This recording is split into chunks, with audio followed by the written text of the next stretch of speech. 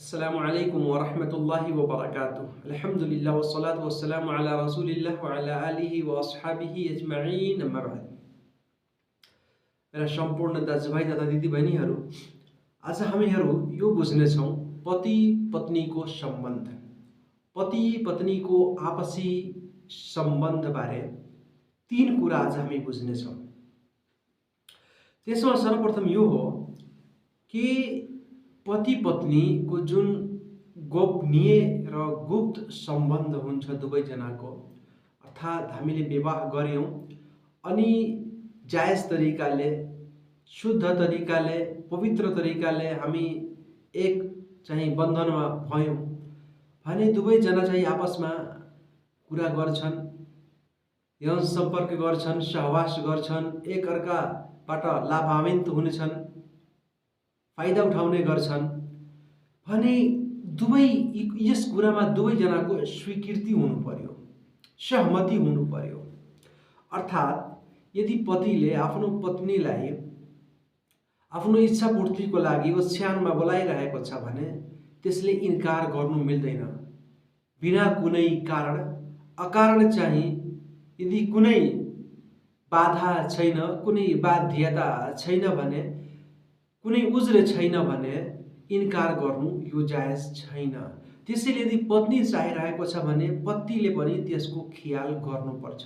घरमा बस्दाखेरि एकअर्काको भावनाको, एकअर्काको चाहनाको दुवैजनाले ख्याल गर्नुपर्छ, ध्यान दिनुपर्छ। रसूल अकरम सल्लल्लाहु अलैहि वसल्लमले भन्नुभएको छ, इदा दआ रजुल इम्राअतहु इला फिराशी, जब एउटा पुरुषले आफ्नो श्रीमतीलाई, आफ्नो पत्नीलाई आफ्नो ओछ्यानमा बोलाउँछ, आफ्नो बिस्तरमा, आफ्नो कोठामा बोलाउँछ, फअबत, त्यस पत्नीले इन्कार गर्छ, कुरा मान्दैन, जाँदैन, फबात गजबान, अनि दुवैजना चाहिँ गुस्सामा, एङ्ग्री भएर, क्रोधित भएर रात बिताए भने अलैहा लानतुल्लाह लानतुहल मलाइका हत्ता तुस्बिहा, अर्थात् बिहान नभएसम्म त्यस महिलामाथि फरिस्ताहरूले अभिशाप पठाउँछन्, त्यसलाई तिरस्कृत र अपमानित गर्छन्, फरिस्ताहरूले लानत भेज्दछन् त्यस महिलाबाट। त्यसैले झगडा हुन्छ पति र पत्नीमा, तर रातिमा खास गरी के भएर? क्रोधित भएर, हैन, क्रोधित भएर, एङ्ग्री भएर, गुस्सा भएर रात बिताउनु, छुट्टा छुट्टै ओछ्यानमा टाढा टाढा भएर रात गुजार्नु, रात बिताउनु, मेरो भाइहरू, यो सही होइन। जे पनि छ रातिमा चाहिँ खास गरी पुरुष र महिलाले मिलेर रात बिताउने प्रयास गरून्। यसमा धेरै फाइदा हुन्छ। के फाइदा हुन्छ कि पुरुषको दिमाग, त्यसको ध्यान यताउता जाँदैन। कुनै महिलाले यो भन्दछ कि आज त म जाँदैन, म त्यसले आफ्नो पतिलाई आज सजाय दिन्छु भनेर म त्यसको नजिक आज रातिमा जाँदैन। यस्तो हुन्छ भने कहिलेकाहीँ यस्तो भइहाल्छ, पतिको हृदयमा शैतानले कौतूहलताको सिर्जना गर्दछ, नराम्रो कुरातर्फ ध्यान भट्काउँदछ, दिमाग र ख्यालमा यताउताको सोच ल्याउँदछ भने त्यो के हुन्छ, कहिलेकाहीँ त्यो पुरुष हराम कार्यमा लागिहाल्छ, व्यभिचारतिर गइहाल्छ, दुराचार अनर्गल कुरातिर गइहाल्छ र अर्कै महिलासित अनैतिक सम्बन्ध बनाउने सोच्न थाल्दछ। त्यसैले महिलालाई आफ्नो पुरुषको ध्यान दिनुपर्छ र पुरुषले पनि आफ्नो स्त्री, आफ्नो श्रीमती, आफ्नो पत्नीको ध्यान दिनुपर्छ। त्यसको चाहनाको, त्यसको इच्छा पूर्तिको, त्यसको जुन कामवासना छ त्यसको दुवैजनाले एकअर्काको कामवासनाको ध्यान दिने प्रयास गर्नुपर्छ। नत्र यसको परिणाम चाहिँ धेरै भयङ्कर हुन्छ अनि पति पत्नीमा जुन सम्बन्ध विच्छेदको जुन नौबत आउँछ, सम्बन्ध विच्छेदको जुन घटना हामी देखिरहेका हुन्छौँ, यसको मूल कारण चाहिँ यही हुन्छ, ती दुवैजनाको हृदय आपसमा मिल्दैन। यसको परिणाम के हुन्छ? सम्बन्ध विच्छेद भइहाल्छ, चाहिँ तलाकसम्म पनि मामिला पुगिहाल्छ। मेरो भाइहरू, रसूल सल्लल्लाहु अलैहि वसल्लमले भन्नुभएको छ, इदा दआ रजुल इम्राअतहु इला फिराशिही फलितजिब अर्थात् यदि एउटा व्यक्तिले पुरुषले आफ्नो श्रीमतीलाई आफ्नो ओछ्यानमा आफ्नो बिस्तरमा आफ्नो चाहिँ कोठामा बोलाइरहेको छ भने त्यसले आउनुपर्छ। व इन कानत अला दहरी कतब, यदि त्यो ऊँटको काठीमा बसेको छ भने त्यहाँबाट उत्रेर पनि आउनुपर्छ। ऊँटमा सवार छ, सवारीमा सवार छ, अर्को हदिसमा छ त्यो चुल्होमा बसेर खाना बनाइरहेको छ, त्यस अवस्थामा त्यस खानालाई छाडेर पतिको आवाजलाई सुन्नुपर्छ, त्यसको जवाफ दिनुपर्छ, त्यसको इच्छा पूर्तिको लागि जानुपर्छ। तर यस कुरामा खास एउटा कुरामा अरू ध्यान दिनुपर्छ, के हो कि पुरुषले पनि यस कुराको ध्यान दिनुपर्छ। महिला कुन अवस्थामा छ, कस्तो अवस्थामा छ, त्यसको इच्छा छ कि छैन, पुरुषको इच्छा छ कि छैन, बेरामी त छैन, कुनै अरू कोही कारण त छैन, गर्भवती त छैन, केही अरू पीडा र दुःख भइरहेको त छैन। यदि कुनै यस्तो समस्या छैन भने दुवैजनालाई एक अर्काको हृदयको कुरा सुन्नुपर्छ, बुझ्नुपर्छ अनि त्यसै अनुकूल चाहिँ आफूलाई ढाल्ने प्रयास गर्नुपर्छ। यदि हामी जति माया गाँस्नेछौँ त्यति नै हाम्रो जीवन सुखद र आनन्दित हुन्छ। त्यसैले यस कुरामा मैले खास ध्यान दिनुपर्छ। मेरो भाइहरू, दोस्रो कुरा के छ यसमा जुन मैले बताउन चाहन्छु, कुनै पनि महिला चाहिँ गुस्सामा क्रोधित भएर चाहिँ वा अरू कुनै कारण वा कसैले त्यसलाई भड्काइरहेको छ, विचलित पार्ने प्रयास गरिरहेको छ, त्यस अवस्थामा कुनै पनि महिलाले आफ्नो श्रीमानसित तलाकको गुनासो नगरोस्, अर्थात् तलाक नमागोस्, तलाक माग्ने प्रयास नगरोस्, तलाकको लागि चाहिँ त्यससित अनुरोध नगरोस्, यो न जबरजस्ती चाहिँ यो त्यसलाई बाध्य बनाओस् कि त्यो त्यसलाई तलाक दिइहालोस्, यो जायज छैन। मेरो भाइहरू, कहिलेकाहीँ यस्तो हुन्छ एउटा महिला चाहिँ असन्तुष्ट हुन्छ आफ्नो श्रीमानसित, वा त पुरुषले त्यसलाई खाना कपडा दिइरहेको छैन पुरा वा त्यसको काम वासनालाई पुरा गरिरहेको छैन वा अरू कुनै कारण छ, वा त्यो महिला पहिलेदेखि नै त्यसको चरित्र नराम्रो थियो, चरित्रहीन महिला, कहिलेकाहीँ यस्तो हुन्छ भने कि आफ्नो श्रीमानसँग उनीहरूले मुतालबा गर्छन्, कुराहरू माग्ने गर्छन्, प्रश्न गर्छन्, कहिलेकाहीँ त अकारण प्रश्न गर्छन्। अनि यदि पुरुषले पुरा गर्न सकिरहेको छैन भने तिनीहरूले भन्छ तिमीले मलाई छाडिदेऊ, सम्बन्ध विच्छेद हामी गर्छौँ, तलाक देऊ मलाई, यस्तो भन्नु जायज छैन। पहिला कुरा के हो, मैले बताएँ कि दुवैलाई सब्र गर्नुपर्छ, धैर्य गर्नुपर्छ, सान्त्वनाको साथमा जीवनयापन गर्ने प्रयास गर्नुपर्छ। कहिलेकाहीँ यस्तो हुन्छ महिला क्रोधित भएर एकदमै एङ्ग्री भएर चाहिँ तलाक मागिलिन्छ, पुरुषले तलाक दिइहाल्छ अनि पछि जीवनभरि त्यसको पुरा जीवन तहस नहस भइहाल्छ, एकदमै बर्बाद भइहाल्छ। फेरि त्यो महिलाले यो सोच्दछ कि म आफ्नो पति कहाँ थिएँ, त्यही जीवन मेरो एकदमै सुखमय र आनन्दित जीवन थियो, राम्रो जीवन थियो, अबको यो जीवन त मेरो एकदमै नरक भएको छ। अनि यस्तो हुन्छ महिलाहरूले आफ्नो श्रीमानसित बस्दैन चाहिँ गुस्सा भएर क्रोधित भएर चाहिँ के हुन्छ चाँडो चाहिँ एकदमै फैसला लिइहाल्छ आफ्नो जीवनको बारेमा, अनि फेरि पछि पुरा जीवन चाहिँ पछुतो भन्दा चाहिँ अरू केही पनि हुँदैन, मात्र शोक र पछुतो हुन्छ अनि तिनीहरू चाहिँ तिनीहरूलाई अरू केही प्राप्त हुँदैन। त्यसैले आफ्नो जीवनको बारेमा सोचेर सम्झेर बुझेर कुनै निर्णय गर्नुपर्छ, कुनै फैसला गर्नुपर्छ। मेरो भाइहरू, रसूल अकरम सल्लल्लाहु अलैहि वसल्लमले भन्नुभएको छ, अय्युमा मरअतिन सअलत ज़ौजहा तलाक मिन गैरि मा बअस, कुनै पनि महिलाले यदि आफ्नो श्रीमानसित तलाकको चाहिँ अनुरोध गरिरहेको छ, तलाक दिने चाहिँ त्यसलाई भनिरहेको छ, त्यसलाई बाध्य बनाइरहेको छ भने कुनै पनि कारण छैन, कुनै पनि दोष र त्रुटि छैन, त्यसै अकारण यस्तो भनिरहेको छ भने फहरामुन अलैहा राइहातल जन्नह, त्यसमाथि चाहिँ जन्नतको खुशबु चाहिँ हराम भइहाल्छ, जन्नतको स्वर्गको सुगन्ध चाहिँ त्यसमाथि के हुन्छ अवैध र निषेध भइहाल्छ, हराम भइहाल्छ। त्यसैले यस्तो भन्नु हुँदैन। यदि कारण छ जस्तो कि धेरै जीवनयापन साथमा हुने सम्भावनै छैन, गुनाहमा पर्ने, अरू कतैतिर जाने लाग्ने सम्भावना छ भने यसमा दुई चार जनाले बोलाएर जुन गार्जियनहरू छन्, अगुवाहरू छन्, तिनीहरूको साथमा फेरि जुन छ त्यसको बारेमा कुराकानी गर्नुपर्छ। पहिला त मिलाउने अनि जीवन मिलेर बस्ने हामीले प्रयास गर्नुपर्छ। र यदि कुनै यस्तो कुरा भयो भने फेरि सम्बन्ध विषय त्यो पनि हुन सक्छ, तर पहिला मिलेर बस्नु प्रयास गर्नुपर्छ हामीले। रसूल अकरम सल्लल्लाहु अलैहि वसल्लमले भन्नुभयो, इन्नल मुख्तलिआत वल मुन्तसिआत हुन्नल मुनाफिकात। अर्थात खुला माग्ने वाली महिला, खुला भन्नाले यही कि आफ्नो श्रीमानसित भन्नु कि तिमी मलाई छाडिदेऊ, खुला लिने, केही पैसा दिएर त्यस सम्बन्धबाट छुटकारा हासिल गर्ने प्रयास गर्ने।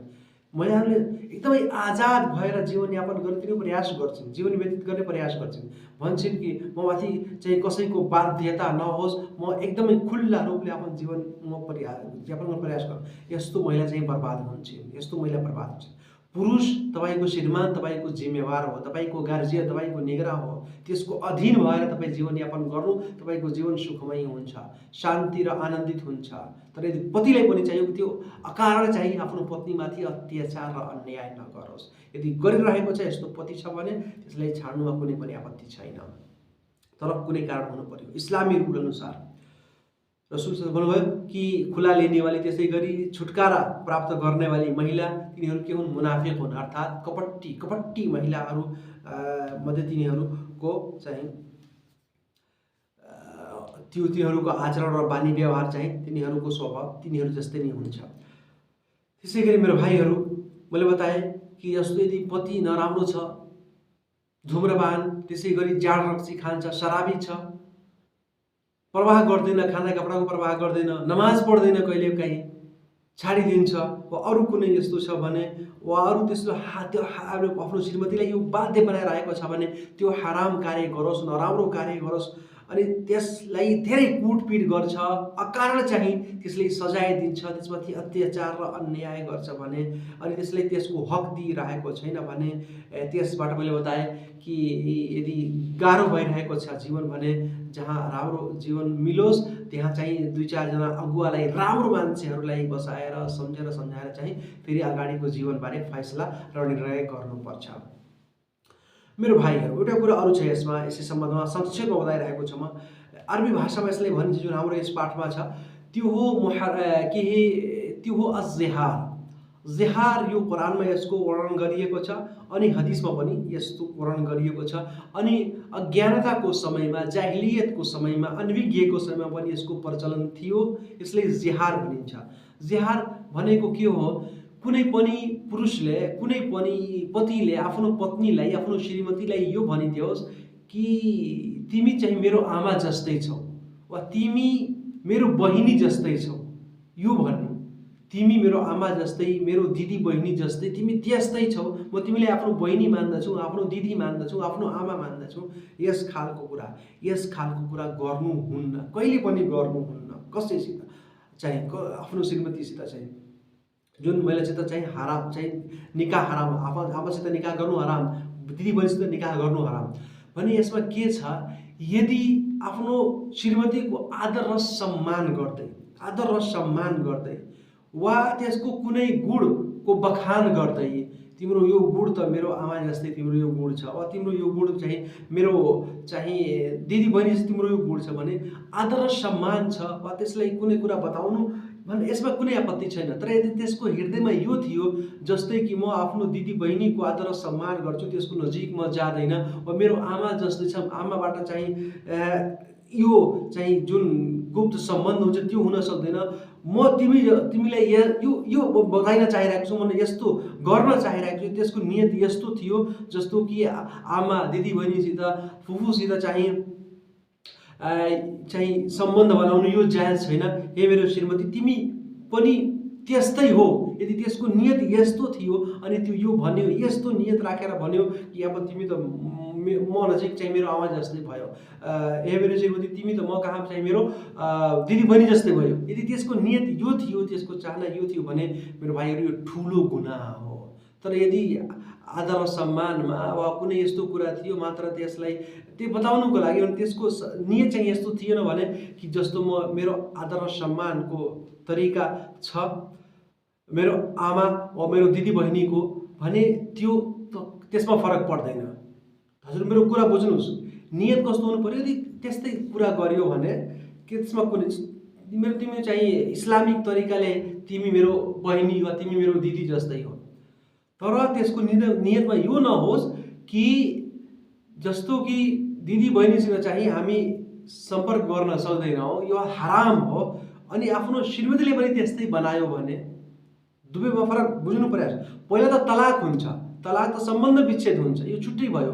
दोस्रो कुरा तलाक मनुष्यले दिएको होइन, मात्र त्यसको नियतमा यो थियो कि जस्तो म चाहिँ आफ्नो करिबका जुन मेरो चाहिँ सम्बन्धी नाताहरू छन्, दिदी बहिनी फुपूहरू, उनीहरूसित चाहिँ म जस्तो माया गर्छु वा जस्तो सम्बन्ध मेरो छ त्यस्तै सम्बन्ध मेरो तिमी जस्तै नै हुन्छ है मेरो श्रीमती, जस्तो कि उनीहरूसित चाहिँ सम्बन्ध बनाउनु जायज छैन, तिमीलाई पनि यस्तो भनिरहेको छु भने यस्तो अवस्थामा कुनै मनुष्य यसो भन्यो भने अब त्यसको श्रीमती त्यसमाथि हराम भइहाल्यो।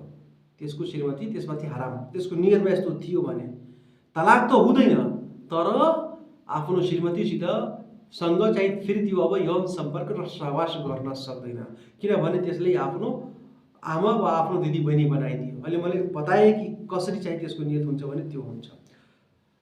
त्यसको यस जस्तो कुरा त्यसले प्रयोग गर्यो, यस जस्तो शब्द प्रयोग गर्यो भने यस खालका हुन्छ भने पहिला त यस्तो कुरो नै भन्नु हुँदैन। कुनै व्यक्तिले यदि यस्तो भन्यो भने अब त्यो कुनै व्यक्तिले कसको के हुन्छ कि मजाकमा यस्तो भन्छन् होइन, उपहासमा यस्तो भन्छन्, उपहासमा पनि भन्नु जायज छैन। तर यदि कुनै व्यक्ति यस्तो भन्यो भने त्यसको नियत देखिन्छ, त्यसको नियत यस्तै थियो कि अब म नजिक जाँदैन आफ्नो श्रीमतीको, आफ्नो आमा वा दिदी बहिनी बनाइदियो भने त्यस अवस्थामा तलाक त हुँदैन। तर यदि फेरि चाहिँ त्यो अब आफ्नो श्रीमती कहाँ जान चाहिरहेको छ भने सहवास गर्ने यौन सम्पर्क गर्ने चाहिँ प्रयास गरिरहेको छ भने अब त्यसको दण्ड त्यसलाई भोग्नुपर्छ, त्यसको दण्ड त त्यसलाई दिनुपर्छ। अल्लाह तालाले सुरतुल मुजादिलामा यसको सम्पूर्ण वर्णन गर्नुभएको छ। त्यो के हो? अल्लाह तालाले भन्नुहुन्छ अल्लज़ीना युज़ाहिरूना मिनकुम मिन निसाइहिम, अर्थात् तिमीहरू मध्ये जसले आफ्नो श्रीमतीसित जिहार गरिलिन्छन्, अर्थात् जिहार यही भन्छन् कि तिमी मेरो आमा जस्तै हो भने तिनीहरूको श्रीमती तिनीहरूको आमा होइनन्। इन उम्माहातुहुम इल्ला अल्लाही वलदनहुम, तिनीहरूको आमा त तिनीहरू नै हुन् जुन वहाँ जसको पेटबाट उनीहरूले जन्म लिएका थिए। व इन्नहुम ला यक़ुलून मुनकरम मिनल क़ौली वज़ुरा, तिनीहरूले एकदमै अनुचित कुरा र त्यसै गरी असत्य कुराहरू भने, त्यसैले तिनीहरूलाई त्यसको प्रायश्चित गर्नुपर्छ, त्यसको पश्चाताप गर्नुपर्छ र त्यसै गरी तिनीहरूलाई चाहिँ त्यसको दण्ड पनि भोग्नुपर्छ। त्यो के हो? कत्ले खता, अर्थात् चाहिँ त्यस्तै यदि कुनै व्यक्तिको हत्या भयो, हामीले कुनै व्यक्तिको यदि हत्या गरिदियौँ, हाम्रो चाहना थिएन, खताले गल्तीले यस्तो भयो भने त्यसको कफारा दियत अर्थात् जरिवाना त छुट्टै भयो, कफारा।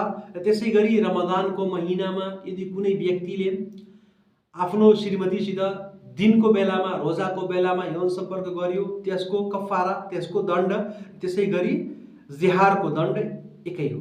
त्यो दण्ड के हो? पहिला एक दासलाई दासा तौबाता मुक्ति दिलाउनु पर्छ, फतहरीरु रक़बातिन मिन क़ब्लि अन यतमास्सा, आफ्नो श्रीमतीसित सहवास गर्नुभन्दा पहिले एउटा दासलाई दासा तौबाटा मुक्ति दिलाउनु पर्छ। र दोस्रो कुरा के हो? 2 महिना लगातार व्रत बस्नुपर्छ त्यसले। यदि दासा तौबाटा मुक्ति दिलाउने क्षमता छैन भने 2 महिना लगातार चाहिँ त्यसले व्रत बस्नुपर्छ।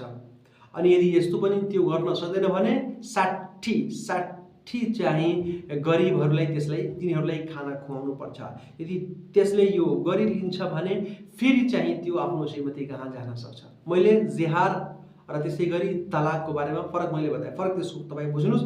यस्तो गर्नु त जायज छैन, तर यदि कुनै व्यक्तिले यस्तो गरिलियो भने त्यसको सजाय यही हो, एउटा दासलाई दासत्वबाट मुक्ति दिलाउनु वा 60 दिन लगातार निरन्तर रूपले व्रत बस्नु वा 60 गरिबलाई खाना खुवाउनु, फेरि तपाईँको श्रीमती तपाईँको लागि हलाल हुने छिन्। यदि कुनै कुरा बुझ्नु भएन वा कुनै आपत्ति छ, कुनै जिज्ञासा छ भने उलमासित अवश्य पुछ्नु होला अनि सत्य मार्गमा हिँड्ने प्रयास गर्नु होला। अस्सलामु अलैकुम वरहमतुल्लाहि वबरकातुहू।